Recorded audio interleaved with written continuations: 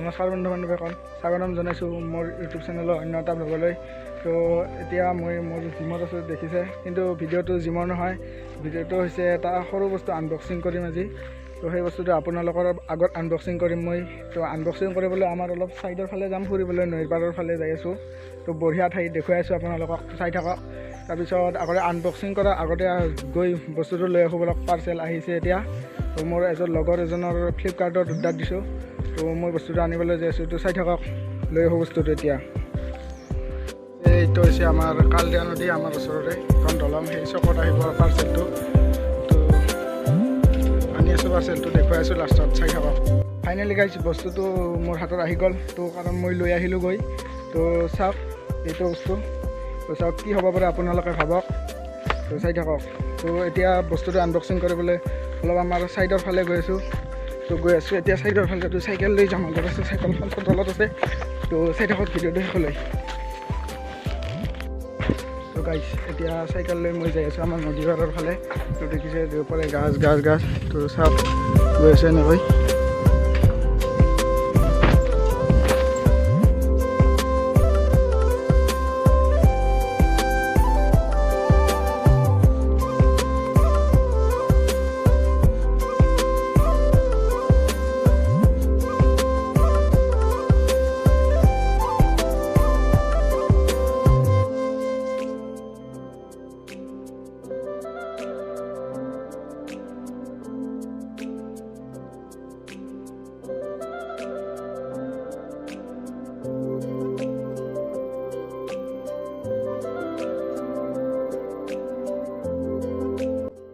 Guys finally আহি গ'লোঁ। চাওক কি বঢ়িয়া সুন্দৰ এটা দৃশ্য।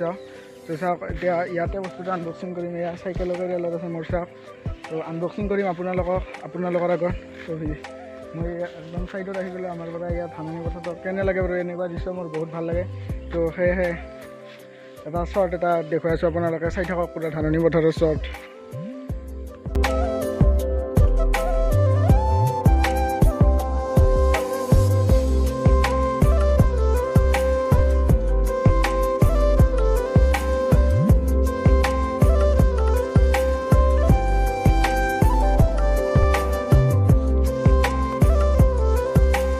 বান্ধৱীসকল, এই বস্তুটো য'ত আনবক্সিং কৰিম বুলি কৈছিলোঁ তাত আনবক্সিং কৰিব নোৱাৰিলোঁ, কাৰণ কাষত বহুতো মানুহ কাম চাম কৰি আছে, সেয়েহে অলপ শব্দ হৈ আছে, ভিডিঅ' কৰিবলৈ ডিষ্টাৰ্ব হৈ আছে।